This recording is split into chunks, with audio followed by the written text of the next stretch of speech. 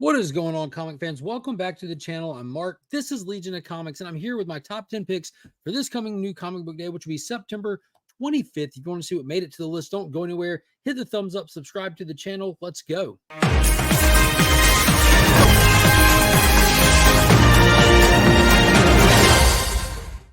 Don't forget to check the description below. You find some fantastic links to some fantastic resources like Big Time Collectibles. If you're looking for some cool variants, retailer exclusives, con exclusives. Also, JustinComicx is down there. If you need anything cleaned or pressed, submitted to grading service, he's got you covered. And if you're looking to set up your very own comic book pool list, hit up ABX Comics and Games. They're down below as well. You can set up your long distance pool list through them. Fantastic Facebook group there as well. So let's get into it. September has been a fantastic month for comics. A lot of big release weeks, and this one is no different. I had to get a little picky and choosy about what was going on my list, and there's a handful of things that I will be getting that aren't included on this list. Also, I do want to point out that by the time this comes, so Saturday, September 21st will be Batman Day. If you didn't know, if you're seeing this before then, be sure to hit your LCS up on Saturday the 21st to celebrate Batman Day. There'll be free books.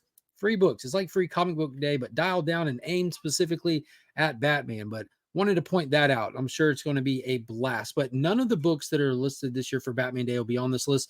This is all just standard stuff releasing Wednesday the 25th and kicking it off with none other than Defenders of the Earth issue number 2 from Mad Cave. It seems like all the stuff from my childhood, my parents' childhood, it's making a resurgence, and Defenders of the Earth is no different. It's a fantastic team consisting of Flash Gordon, the Phantom, Lothar, Mandrake the Magician, Ming is the big villain, and this is kind of like picking up where that 80s TV show ended and seeing how far it'll go. I'm very interested because it looks like the Ghost Who Walks himself is going to be a big story part of this first volume, and I can't wait to see what's going on back in his home turf with what looks like some usurpers.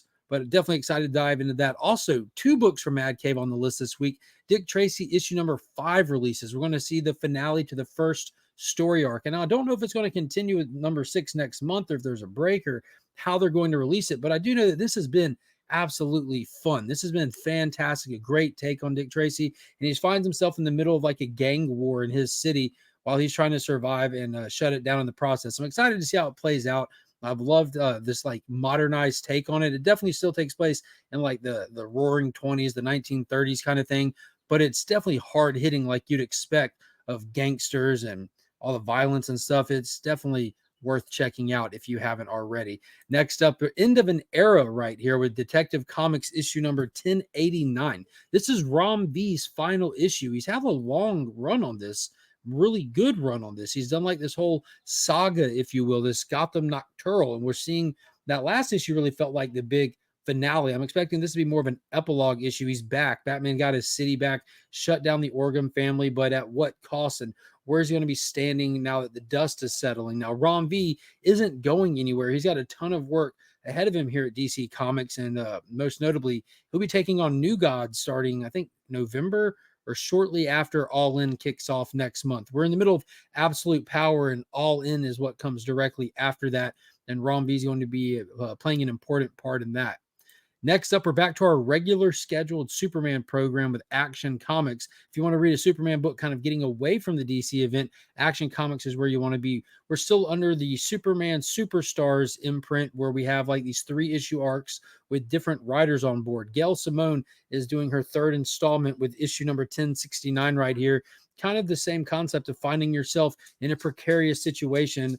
An alien conflict made its way to Earth, and Superman is standing as the champion of the oppressed race of aliens, battling it out and competing in these games to try to win their freedom for them. It's been really good. It's been really solid. I like the fact that it kind of takes place back in the olden days of Superman as well. He's got like the yellow outline on his crest on his chest. It's just really solid. And if you did participate in Batman Day, you might have picked up what's the first installment of this upcoming Batman The Long Halloween, The Last Halloween, which is supposed to be Jeff Loeb's finale to his Halloween saga, I guess. They did like Long Halloween. He did Dark Victory, and now he's doing this. Unfortunately, Tim Sale has passed away, who did all the artwork with him on those, but Tim Sale does have some artwork that's being included as covers for this series.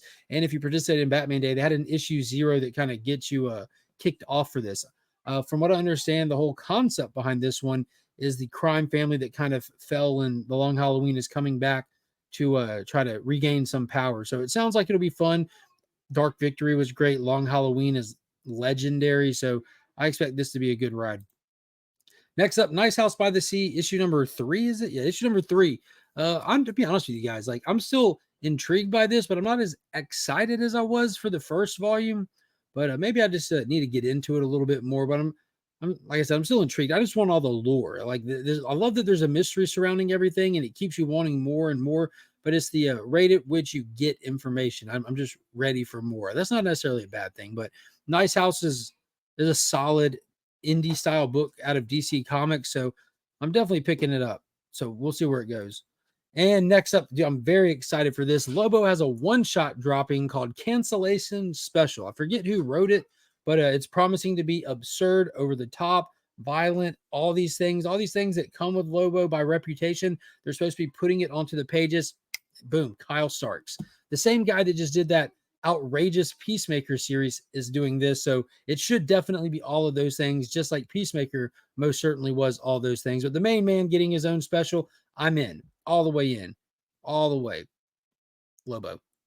Next up, getting into our absolute powers now, we have Green Arrow issue number 16, which will be the final Green Arrow installment for Absolute Power, because this is wrapping down. The Arrow family faces off against Bright, Amanda Waller's goon that went out to round up Dr. Tio Morrow, and the Arrow family attempted to go help with this whole Absolute Power situation. In the process, they've just been kind of dealing with him the entire time. So not very helpful in the grand scheme of things, but it has been good. And if you've been reading Green Arrow and you opted out because you didn't want to participate in the event, you're going to have to go back and get these, because much like Green Lantern, the event didn't affect the readers. Like, you're still completely getting a contained story, continuing the story that you were participating in before the event took off. So I think it's done a great job of actually tying in, elevating the event, and also being able to be a contained run in itself. They've really done a lot of good work with this Absolute Power stuff.